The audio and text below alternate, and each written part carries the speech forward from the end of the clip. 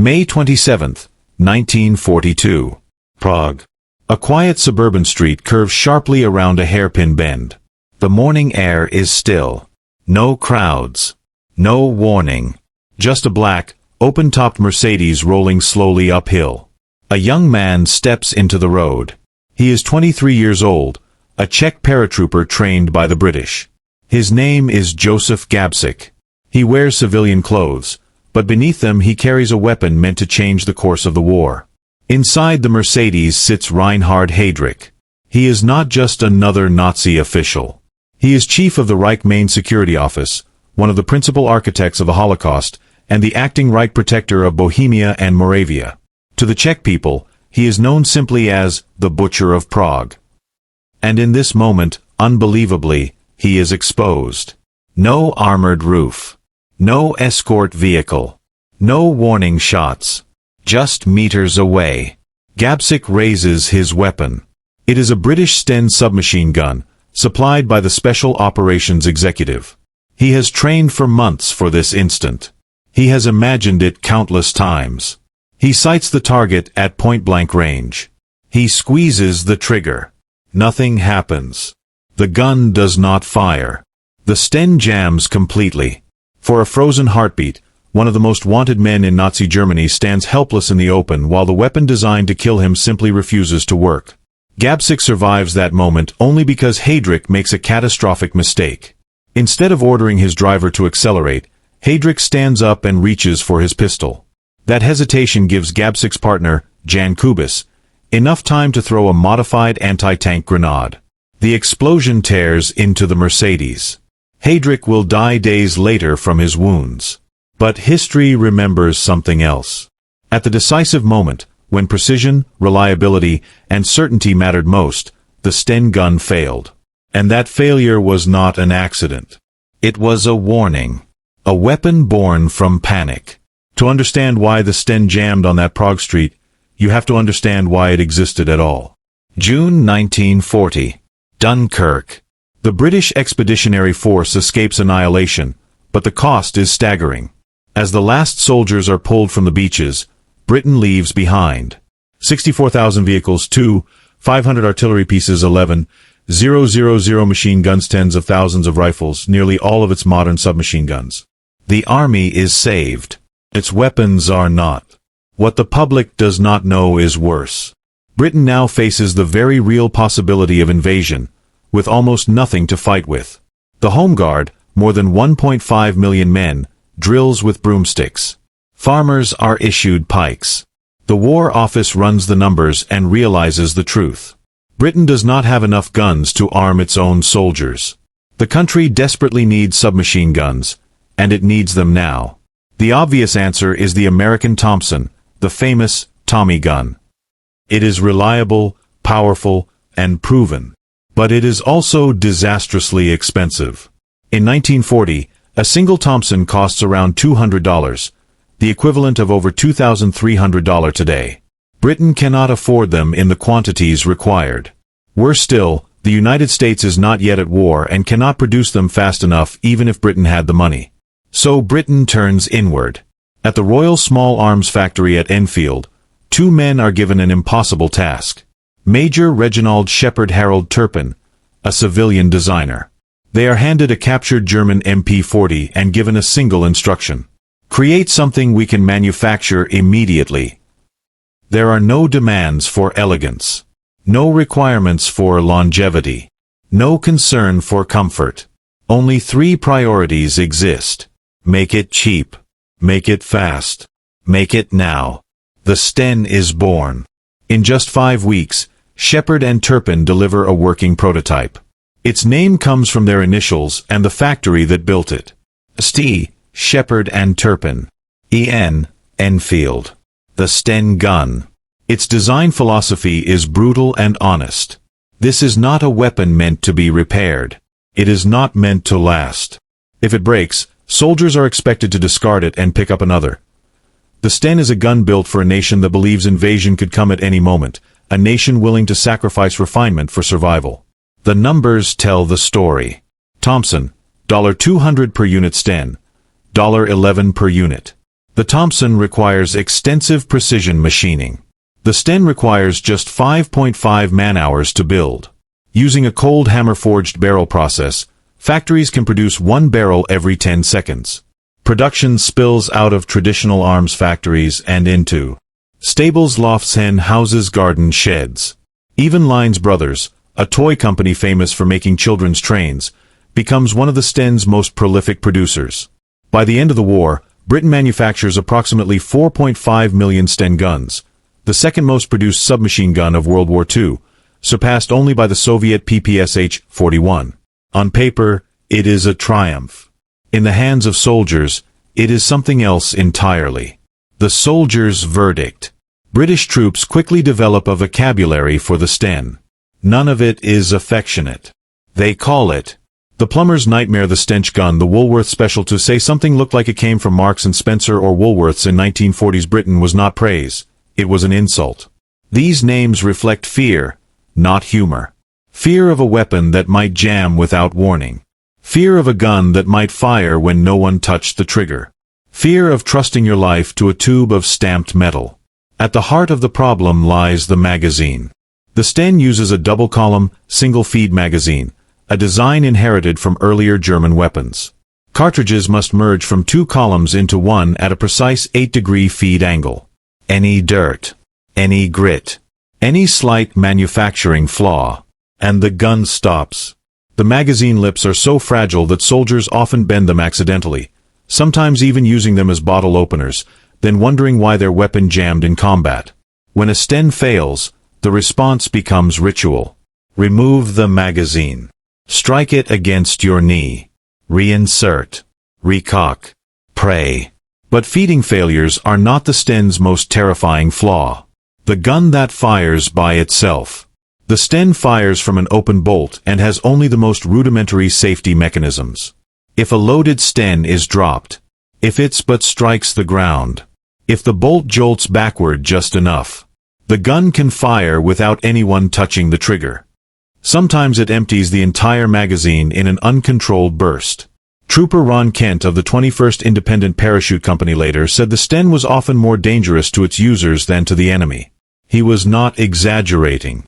In Tunisia, 1942, 4 paratroopers are wounded during a jump by a single runaway Sten. A training fatality occurs when a soldier accidentally shoots himself. In Italy, 1943, a Sten leaning against a rock discharges when a sergeant's boot knocks it, wounding a soldier named Sid Humphrey below the kneecap. He later calls it, that miserable weapon. And yet, soldiers still carry it, because they have no choice. By the summer of 1942, the Sten gun was everywhere. It hung from the shoulders of Home Guard volunteers. It was issued to airborne units, Commandos, and newly raised formations preparing for offensive action. On paper, Britain had solved its crisis. Millions of soldiers now carried submachine guns. But paper does not jam. Steel does. The Sten's weaknesses followed British troops into combat, and nowhere were they exposed more brutally than on the beaches of Dieppe. August 19, 1942. Operation Jubilee. Just before dawn, 6,086 Allied soldiers, the majority of them Canadian, approached the French port of Dieppe. It is the largest amphibious assault attempted since Dunkirk. The plan is risky. The intelligence is flawed. The beaches are narrow, steep, and overlooked by German positions. But there is another problem. Many of the troops are carrying brand new Sten guns, weapons that have never been fired. John S. Edmondson of the South Saskatchewan Regiment later recalled that the Stens came straight from shipping crates, thick with factory grease. They were supposed to be cleaned, tested, and adjusted. There was no time. The men boarded their transports with weapons they barely understood. When the ramps dropped and the first waves hit the beach, German machine guns opened fire from prepared positions. Mortars rained down. Bullets ricocheted off shingle and seawalls.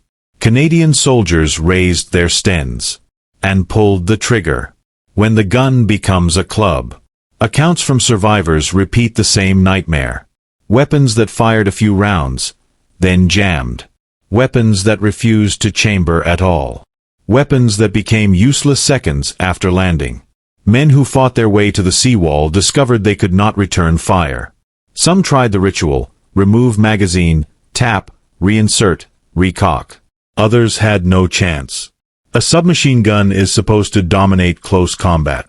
At Dieppe, many Stens became nothing more than expensive metal clubs. The Germans did not have this problem. They fired from bunkers with MG-34S rifles and MP-40S that worked.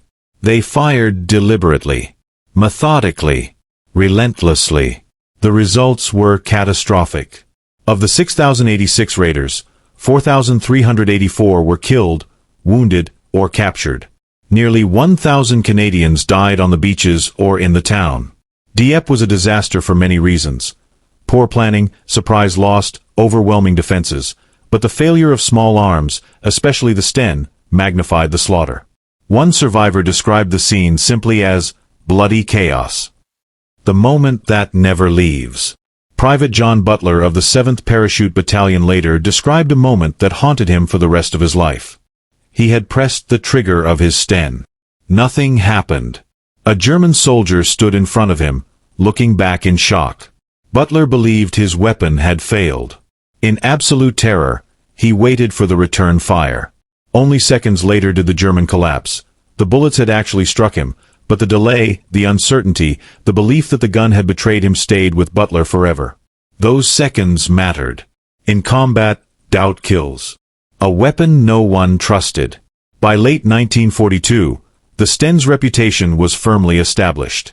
Not as a curiosity. Not as a temporary stopgap. But as a weapon soldiers feared. British troops understood its limitations instinctively. Do not grip the magazine, do not drop the weapon, do not trust it if it has been bumped, do not assume it will fire when you need it. Training manuals could not erase lived experience. And experience said this: the Sten might work, or it might not, and you would not know which until your life depended on it. Yet across the battlefield, German soldiers were carrying something different. Something heavier. Something better finished. Something that looked and felt like a professional military weapon. They called it the Schmeisser. And almost everything about that name was wrong. The MP-40 myth. The German MP-40 is one of the most recognizable weapons of the Second World War. Allied soldiers universally called it the Schmeisser, assuming it had been designed by Hugo Schmeisser, a famous German arms designer. It was not. The MP-40 was designed primarily by Heinrich Vollmer, working at ERMA, with contributions from Berthold Giepel. Schmeisser's name became attached to the weapon simply because his company manufactured magazines, and his name was stamped on them. The myth stuck. The reality mattered less than the result. The MP-40 worked. Engineering philosophy. Like the Sten, the MP-40 was designed for mass production. It used stamped steel, spot welding, simplified components. But where Britain sacrificed quality for speed, Germany chose a different balance. The MP-40 was built to tighter tolerances. Every major component bore serial numbers. Every weapon passed multiple quality inspections. Proof marks, the Waffenamt stamps, appeared throughout the gun. German engineers expected their soldiers to trust their weapons. And for the most part, they could. The numbers that mattered. The MP-40's technical specifications reveal why soldiers respected it. Rate of fire: 500 to 550 rounds per minute. Deliberately slow, improving control and conserving ammunition. Muzzle velocity: 380 to 400 meters per second. Weight: just under 4 kilograms. Empty effective range: 100 meters practical, 200 meters maximum. Magazine: 32 rounds. It was controllable. With proper trigger discipline, a soldier could fire short, precise bursts, 1, 2, 3 rounds at a time. The Sten, by contrast, often lurched violently, spraying bullets unpredictably. Not perfect, just better. The MP-40 was not flawless. It shared the same basic magazine design as the Sten, a double-column, single-feed system. German soldiers were warned never to grip the magazine while firing. Dirt could still cause jams. Rough handling could still bend feed lips. But here was the difference. German magazines were manufactured to far higher standards. Modern firearms experts who have tested original wartime MP40 magazines consistently note how well made they are. The same design, executed with greater precision, resulted in far fewer failures. In war, fewer failures is everything. A gun that fit the soldier. The MP40 was also the first submachine gun to feature a forward-folding metal stock. Folded, it was compact, ideal for vehicle crews and paratroopers. Extended, it provided stability and control. It felt deliberate, thought out, professional. German engineers had asked a simple question. How will a soldier actually use this? The Sten had asked a different question. How fast can we make it? Cost and consequences. That difference showed in price. Sten, $11 MP40, 57 Reichsmarks, roughly $24 to $26. Germany produced around 1.1 million MP40s during the war. Britain produced 4 times as many Stens. Strategically, Britain's choice made sense. Individually, on the battlefield, it did not always feel that way. The shared bullet. There was one final irony that made everything else possible. Both weapons fired exactly the same ammunition. 9 by 19 mm parabellum. This was no coincidence. British designers deliberately chose the German standard pistol cartridge so resistance fighters and commandos could use captured enemy ammunition. The bullets Germans fired at Allied troops could be picked up and fired straight back at them.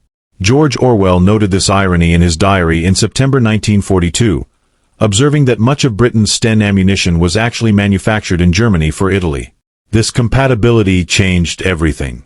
Because it meant switching weapons carried no logistical penalty. A quiet decision. On battlefields across Europe, British commandos began to notice something. When a German soldier carrying an MP40 was killed, his weapon did not stay in the mud. It was picked up, checked, test-fired. And when it worked, as it usually did, a quiet decision followed. Regulations were ignored. Paperwork was forgotten. Doctrine was abandoned. The Sten was set aside. Something else went forward. By late 1942, British commandos had learned a lesson that no training manual ever spelled out. In combat, regulations matter less than survival. On paper, British soldiers were required to carry issued weapons. Enemy arms were to be catalogued, handed in, or destroyed. Using captured weapons was officially discouraged. In reality, the battlefield followed different rules. The commando mindset. British commandos were never ordinary soldiers. They were selected for aggression, independence, and a willingness to improvise. Many had backgrounds as hunters, athletes, or professionals who were comfortable making decisions without waiting for orders. Lord Lovat, commander of No. 4 Commando and later the 1st Special Service Brigade, embodied this attitude. He famously carried personal sporting rifles, a Sten, a Luger pistol, and even a Winchester into combat. Winston Churchill described him as the mildest-mannered man who ever scuttled a ship or cut a throat. This culture, use whatever works, ignore what doesn't, defined commando behavior. And in that culture, the MP40 thrived. The quiet swap. The process was rarely dramatic. A German patrol was ambushed. A firefight ended. The survivors regrouped. Someone would notice the MP40 lying beside a fallen enemy. It would be lifted. The bolt pulled back. A short burst fired into the ground. If it worked, and most of the time it did, the decision was made. The Sten was slung lower, then left behind. Sometimes literally buried. Sometimes quietly lost. No reports were filed. No questions were asked. Everyone understood why commandos preferred it. The MP40 offered 3 things the Sten often could not: confidence, control, predictability. With its slower rate of fire, soldiers could fire controlled bursts instead of emptying a magazine in seconds. The folding stock made it easier to move through doorways, trenches, and vehicles. Most importantly, it fired when the trigger was pulled. That reliability changed behavior. Soldiers with MP40s moved more aggressively. They closed distance. They trusted their weapon in close quarters. A soldier who doubts his gun hesitates. And hesitation kills. So and the science of survival. The Special Operations Executive understood this better than anyone. SOE agents were trained extensively on enemy weapons, not as a curiosity, but as a necessity. Their training syllabi included German small arms handling, recognition of enemy equipment, field stripping, and basic repairs. Agents were expected to use whatever they could capture. In occupied Europe, an MP-40 was not just a weapon, it was camouflage. A resistance fighter carrying German arms could pass checkpoints more easily. The sound of German weapons firing attracted less suspicion than unfamiliar Allied guns. The MP-40 fit perfectly into this doctrine. Arming the resistance. As Allied victories in North Africa and Italy produced massive stocks of captured German weapons, the British made a quiet policy shift. Rather than destroying them, many were redistributed. Large resistance forces, especially the Yugoslav partisans, were issued captured MP-40s, MG-34s, and German rifles. It made sense. Ammunition was available, training manuals already existed, the weapons were trusted by those who used them. The irony was complete. British factories produced millions of Stens. British agents preferred German guns. British allies fought with captured German weapons. War had come full circle. The psychology of trust. Modern combat studies consistently show that a soldier's confidence in their weapon directly affects performance. The Sten undermined that confidence. Its appearance alone inspired doubt. A bare metal tube, crude welds, loose tolerances. Soldiers felt they were carrying something unfinished. The MP-40 felt different. It was heavier, better balanced, finished with Bakelite furniture, stamped with inspection marks. It looked like it had passed tests. That mattered. A soldier who believes his weapon will work is more likely to advance, to fire accurately, and to survive. The Alpha Trophy.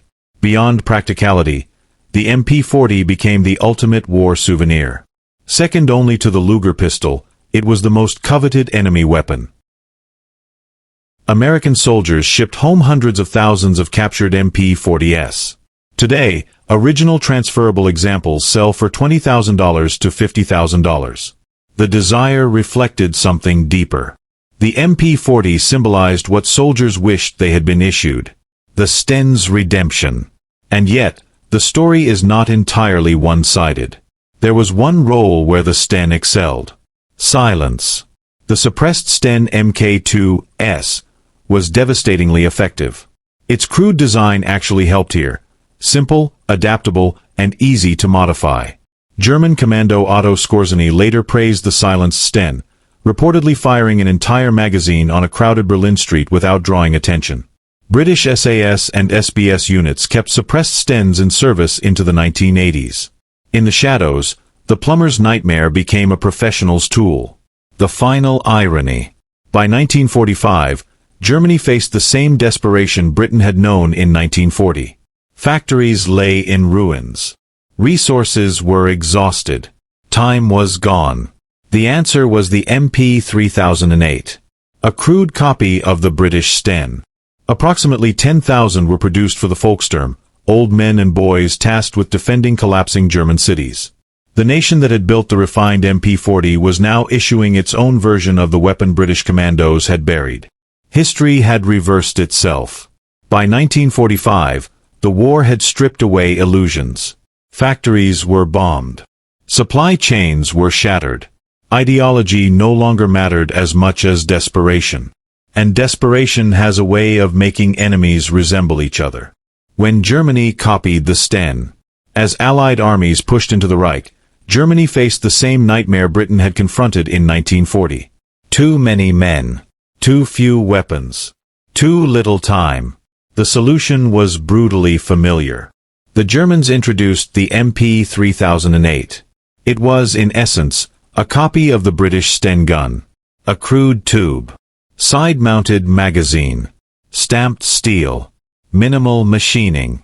Approximately 10,000 were produced for the Volkssturm, Germany's last-ditch home guard, made up of old men and boys tasked with defending collapsing cities. The irony was complete. The nation that had once produced the refined MP40 was now arming its defenders with a weapon inspired by what British soldiers had mocked as the plumber's nightmare. History had turned in on itself. The strategic verdict. From a strategic perspective, Britain had been right. The Sten did exactly what it was meant to do. It allowed Britain to arm millions of soldiers, equip resistance movements, sustain a global war effort, by time until better weapons could be produced. Quantity 1. By contrast, Germany's reluctance to fully abandon manufacturing standards limited its output. Producing 1.1 million excellent weapons could not compete with 4.5 million adequate ones. In total war, numbers matter. Britain understood that earlier, and paid the price for that understanding in blood and frustration. The soldier's verdict. But strategy is cold comfort to a man in a firefight. To him, there is no abstraction. No production statistic. No economic theory. There is only the trigger. Military historian Sir Max Hastings described the Sten as highly unreliable, prone to jamming, and inaccurate beyond 30 meters. Home Guard officers called it dangerous in the hands of an untrained man. These were not academic critiques. They were field reports written in pain. Against that, the MP40 earned quieter praise. Manageable recoil, minimal muzzle, climb controllability, reliability. Not perfect, but better. Better was enough. Why doubt kills? A weapon does not have to fail often to destroy confidence. It only has to fail once. After that, doubt enters every decision. Do I fire now, or will it jam? Do I clear the stoppage, or take cover? Did it fail, or did I miss? Those questions cost time. Time costs lives. The MP40 reduced those questions. The Sten multiplied them. The final return to Prague. And so we return to May 27, 1942. To that quiet street in Prague. To Joseph Gabčík standing in the road. To the instant where history balanced on a fraction of a second. The Sten gun jammed. The assassination still succeeded, but not as planned, not cleanly, not decisively. Gabčík survived that moment. Reinhard Heydrich did not. But the symbolism endured. The weapon failed at the moment when failure was unacceptable. That single jam echoed across the war. The unwritten rule. No official order was ever issued. No memo circulated. Yet across Europe, British commandos absorbed an unwritten rule. Your life is worth more than regulations. When they killed a German soldier carrying an MP40, they did not walk past it. They picked it up, checked it, fired a test burst. If it worked, and it usually did, a decision was made. The Sten stayed behind. Sometimes buried. Sometimes abandoned. Sometimes quietly traded away. The German weapon went forward. Metal and hope. The Sten was not evil. It was not useless. It was a product of fear, urgency, and necessity. In the right hands, in the right conditions, it worked. But it demanded faith. The MP40 demanded less. And in combat, faith is a fragile thing. What the story really means. This is not just a story about guns. It is a story about industrial choices. About human psychology. About what happens when national survival collides with individual survival. Britain won the war in part because it accepted imperfection. British soldiers survived the war in part because they refused to accept it blindly. Both things can be true. Somewhere under the soil. Somewhere in the fields of France. In the forests of Norway. In the hills of Italy. There are Sten guns still buried. They were left behind by men who made a simple calculation. I need something that fires when I pull the trigger. They chose survival over pride. Pragmatism over protocol. Experience over doctrine. The final balance. The MP40 was not perfect. Its magazine could still fail. Dirt could still jam it. But it failed less often. And that difference, measured in seconds and heartbeats, mattered. The Sten gave Britain time. The MP40 gave individual soldiers confidence. In war, both are currencies. But only one is spent at the moment of contact. The last word. When Joseph Gabčík pulled the trigger in Prague, he needed certainty. He got silence.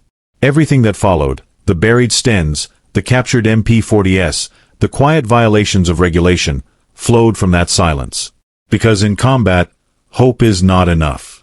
When you pull the trigger, the gun must fire. Everything else is just metal.